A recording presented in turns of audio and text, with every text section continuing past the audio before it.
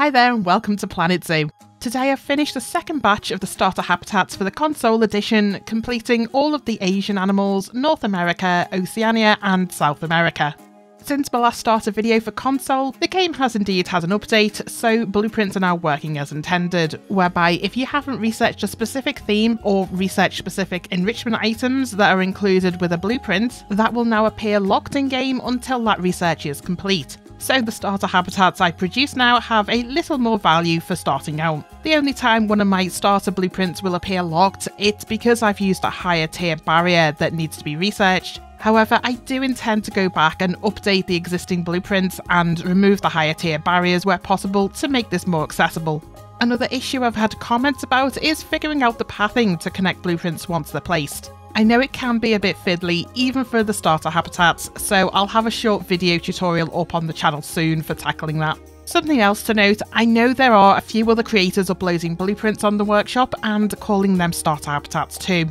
Obviously, I don't have control over what others call their habitats, and it's not like I have exclusivity over the concept, and it would be unfair to do so. So I figure it's worth pointing out, anything uploaded by other creators and labelled as a starter habitat, I haven't had any involvement in producing these habitats, so I can't vouch whether they work the way starter habitats are intended to work, or conform to my self-imposed starter habitat rules or not. All the starter habitats I produce will be listed on the Frontier Workshop as uploaded by Plastic Swans. There's 22 on the workshop currently. That's every base game species apart from the African animals. Still haven't quite made it to the African animals yet, but they will be coming soon. Anything else is not something I've been involved with and is just other creators having a go at the concept too. So worth bearing that in mind if you're commenting on videos and stuff or on the creations. The only ones that are mine are the ones that are listed under created by Plastic Swans, and they're the only ones I can really help you with.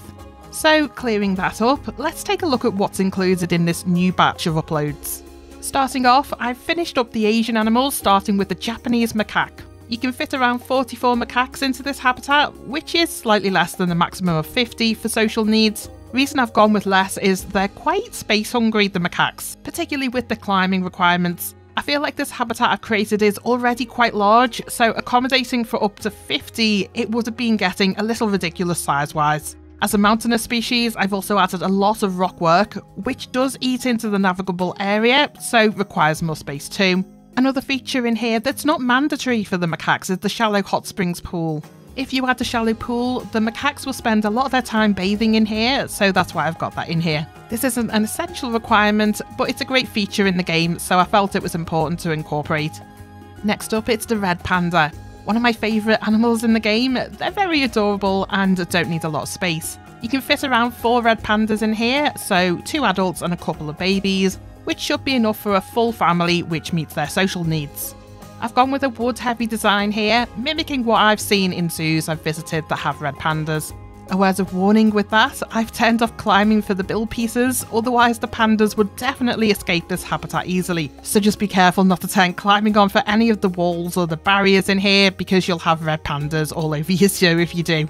Another design choice with this one, the red pandas are a shy animal, so I've gone with the one-way glass added to the viewable areas, which should avoid animal stress issues when using this enclosure.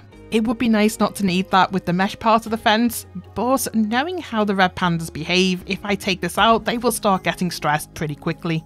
Next, we're back into a tropical biome for the saltwater crocodile. Like with the gharial habitat I created last time, the crocodiles are quite tricky to build for due to their shape and size. They struggle to navigate over uneven terrain, need big open spaces, and as you'd imagine, quite a big water requirement too, which does leave this habitat looking a little empty for me, particularly as they don't tolerate a lot of planting in their habitat either. Size-wise, I've been mindful with the crocs reproducing a lot of babies for each pregnancy, so this habitat can accommodate 2 adult crocs and around 8 babies, so should fit at least 1 full family in here without much issue. Next habitat is the Siberian Tiger. This is based on the design I created years ago for the PC version, but it's improved significantly using the mesh fencing we have in the game now. When I created the original, that didn't exist, it wasn't part of the game. Siberian tigers can jump pretty high, so there's a tall barrier to avoid any escapes. They're also a confident species though, so I've been able to leave a lot of this open for good guest viewing. The habitat accommodates a full tiger family, so 2 adults and up to 4 babies all at once. An interesting design feature for this one? Well, interesting to me at least. I've used the walkthrough habitat screen as a doorway to separate the hard shelter area from the outside section. Just a fun feature for adding a bit of realism there. Also worth noting, size-wise, once the tigers were in and accounting for a full set of babies, it was a little smaller than needed, so I've expanded out at the back a little with a hidden corridor that increases the space a little back here. Next is the snow leopard, and I'm not going to lie, this is almost a carbon copy of the Siberian tiger habitat.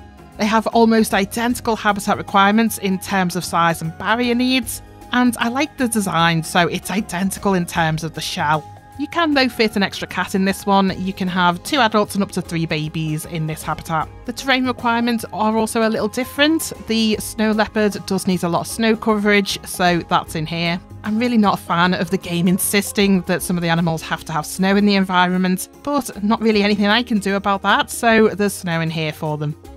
Next is my first combined habitat for the American bison and the pronghorn antelope. This is a big enclosure. For the PC starter habitats, I always kept the animals separated, so there's no combined habitats in that series, but it makes sense to accommodate multiple animals when they have an enrichment bonus, and it doesn't impact too much on the habitat itself. The pronghorn and the bison align nicely with this, so this is a combined starter habitat for them. This is a big improvement on the habitat I created for both of these animals on the PC version. That was many years ago now, and Planet Zoo has added a lot more North American grassland appropriate foliage since then, which makes it a lot more varied and natural. So glad I got to revisit this one. I haven't counted exactly how many babies can fit in here, but there's enough for all of the adults, so maximum number of adults, and plenty of room for babies too, so I'm not too worried about space becoming an issue. To be fair though, the hard shelter might need duplicating if there's absolutely loads of them. Next it's the grizzly bear, the other North American base game species, this time with a woodland theme. I spent longer on this habitat than I have on the others, creating a custom log cabin as the hard shelter. Like with the red pandas, you'll need to be careful with this as the climbing is turned off for the wood pieces, otherwise the grizzlies would certainly be escaping right now. Terrain-wise, there's lots of trees and also some rocks, which does cut down the navigable area slightly, but it does fit the scene better. I've also added water to the front of this habitat so the bears can go swimming. The grizzly bears don't require water, but since they can swim, it feels like that should be here. This also creates a nice natural barrier to the front where guests will view the bears from. Even though this is pretty big, the habitat is just big enough for 2 adult bears and up to 4 babies, so it should accommodate a full family without getting overcrowded. Next up, we're into the South American species. I've taken a bit of a risk here with the bird's tapir and gone for a more bold, colourful design. Hailing from South America, I figured a bit of colour is okay here. Size-wise, I can fit 2 adults and 1 baby into this habitat, which is a full complement of tapirs. Oh yeah, and another risk with this one, tapirs are neutral in their reaction to humans, so with the low open fencing here, they may start stressing if there's too many guests surrounding the habitat at any time, so may benefit from adding the keep quiet signage to avoid the stress meter getting up too high. The tapirs do also have a small water requirement, so they've got a little pool built into the back of the habitat here. Thought that was a nice idea, just put in a little swimming pool for them, rather than a more natural looking pond. Last but not least for today, I've got the Galapagos giant tortoise. Similar vein to the tapirs here, gone with a more colourful design for the tortoises.